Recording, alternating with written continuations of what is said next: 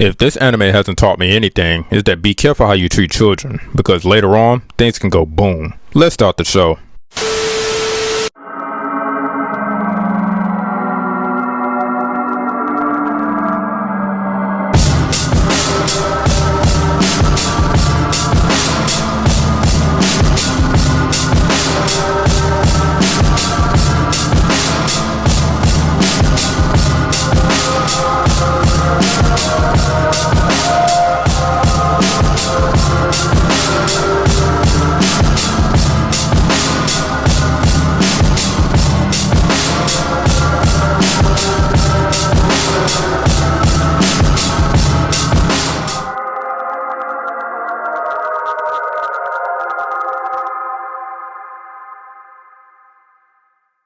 What's up, ladies, gentlemen, everything in between and on the outskirts. Welcome to yukhazara Anime, where I'll attempt to give my thoughts on a reviewer's type of manner on anime that either I've been watching or recommended by people for me to take a look at. Today we're going to be looking at the 2014 anime terrorinresonance that was brought to us by Studio Mappa, which was created and directed by the legendary Shinichiro Watanabe. If the name doesn't ring any bells, he was the one responsible for giving us the iconic Cowboy Bebop and Samurai Champloo. He also had a hand in the anime Ergo Proxy, some parts within the animatrix, and even directed a music video for one of our favorite modern day musical geniuses, Flying Lotus, for his song More with Anderson .Paak off his album Flamagra. Yep, this guy made his mark in the form of media and animation, if you can't tell. So what is the plot synopsis to terrorinresonance? Well, it's primarily centered around these two terrorists whose identity is only regulated to numbers due to the origins of how they came to be. 12 and 9. Out of the two, 9 is the most stoic and serious one. Even though he comes off as being cold and calculated, he is only that way due to his love for 12 and the objective at hand.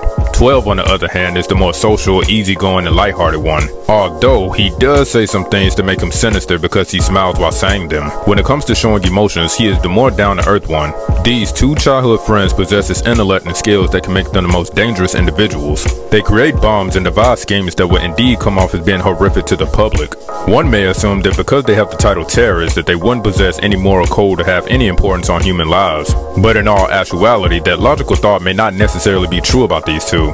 These boys have a certain pattern that they like to follow, whereas before a bomb goes off, they release a video with masks on under the alias of Sphinx 1 and Sphinx 2. In their videos, they give the police or people a chance to find it before it goes off by giving people a riddle to solve. Not only that, if one was to take under consideration their behavior, each bomb threat becomes apparent that it was well thought out to the point where nobody would get hurt, albeit somebody's bank account due to the increase of property damage. However, it was one thing that they stole that began to really attract the attention of not just the police, but other entities whose identity will come to light over time. So the question is, who's going to be the one to stop them? Enter Detective Kinjiro Shibazaki, a cigarette-smoking father who works within the police department archives along with his food expert associate. Given his ability to solve puzzle, his level of paying attention to detail, he ends up solving a riddle from the Sphinx boys. This leads to him becoming the police department's ace and stopping the Sphinxes. Thus begins this game of cat and mouse.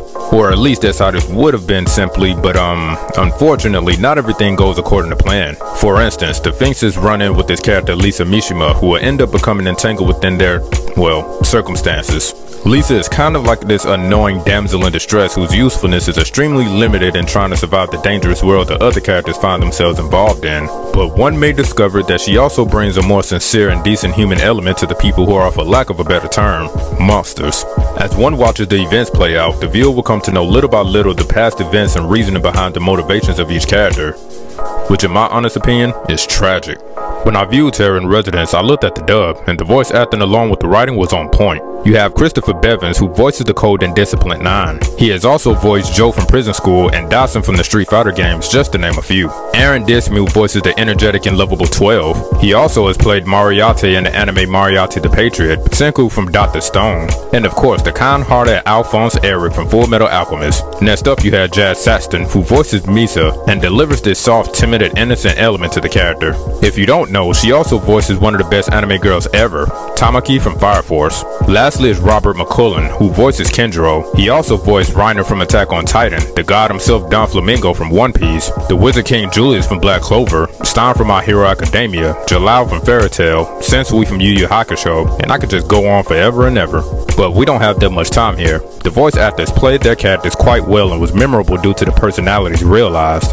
The music for Terror in Residence is perfection if anything. It was done by Yoko Kanno, this lady here. Alright, so along with Shinichiro Watanabe, who created Cowboy Bebop, Miss Yoko was the one responsible for its music. Yes, she was the one that was responsible for creating and composing the legendary intro song Tank along with Bebop's original soundtrack. Now, if you're not into anime, this wouldn't seem too important to you, but if you ask any diehard anime fan, this is paramount. So with that said, the music of Terror in Residence is awful. What did he say? Fool this man!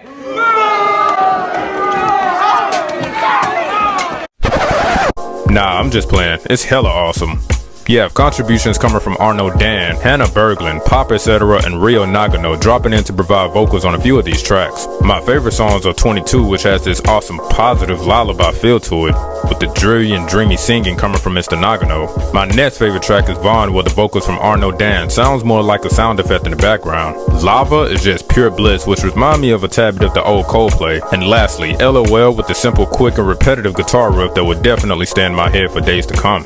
There are two parts to Terror in Residence original soundtrack. The first soundtrack has more of the classical and alternative rock feel to it, while the second soundtrack, known as Crystallized, possesses more of the avant-garde approach to the already genre-bending music of Terror in Residence. Definitely check out this soundtrack ASAP. I provide links below as always. The animation here is something that is just gorgeous. Having this beauty on the HD television is something that you just have to experience for yourself. The character models look great along with some shots that are just amazing. My favorite character within the looks department goes to this lady who I don't really want to spoil, and also she's one of the figures who I pretty much dislike the most. However, I am a sucker for characters that have white hair and neon aspects. But besides that, the destruction of buildings are just something to marvel at, although some may not take too kindly to it, seeing as though within the state such imagery could remind people of the event that occurred on September 11, 2001. Another thing to take note of is that Terror in Residence was banned in a few places, thinking that it would instill the idea within the youth's mind to go out and initiate some of the things done here. But during the time of this review, if you're paying attention to the news and what's going on around the world, this the least of our worries. One of the centralized themes that Terror in Residence I believe to be at the forefront of this show are the damaging effects older adults can burden children with if they're not careful. Every teenager that is a main or supporting cast all either suffer from some deficiency within their upbringing, causing them to respond in a rebellious type manner towards the adults who caused it. You have parents that don't give much time to their children and is quite surprised when they do. You have organizations utilizing children more so as a tool of use rather than actually acknowledging any sense of their humanity. One can see the effects of such type grooming will lead to either creating monsters or a positive individual who will benefit society, others, and themselves greatly. Psychologically speaking, it is a proven fact that a child is impressionable, easily influenced, and is considered a blank canvas for one can mold or shape them. So it is of the utmost importance to be aware of what a child is exposed to, because such a decision will leave others to feel the consequences of such. Let's look at bullies, criminals, or people who condone such acts that would be considered immoral, unlawful, or wrong. Most are or were subjected to things that would then mature into their behavior as a byproduct. In this anime's case, it would be considered terrorists. What sets this notion apart from the faces in the anime is that although it would be unconventional to take their approach, it's all centered around making a statement without it having others to be negatively affected, with no casualties of innocent bystanders. This is what made me the viewer root for them. Otherwise, without such boundaries or rules established for themselves, there would be what this character is, a complete nutjob with no respect for human life. If there was one thing that I did not like about this anime, is how dumb the American police organizations are. On the back end of this series, an event goes down at an airport where many lives were at stake. The culprit, who was clearly and undeniably ousted, received no reprimand and did not have to face any accountability for such heinous actions. And what sucked the most is that the American police was right there the whole entire time watching this individual doing what she was doing. Not one of them questioned anything, they just let this slide.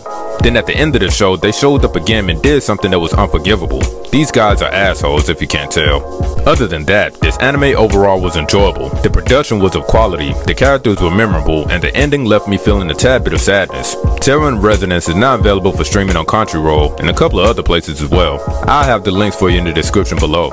And until next time, peace.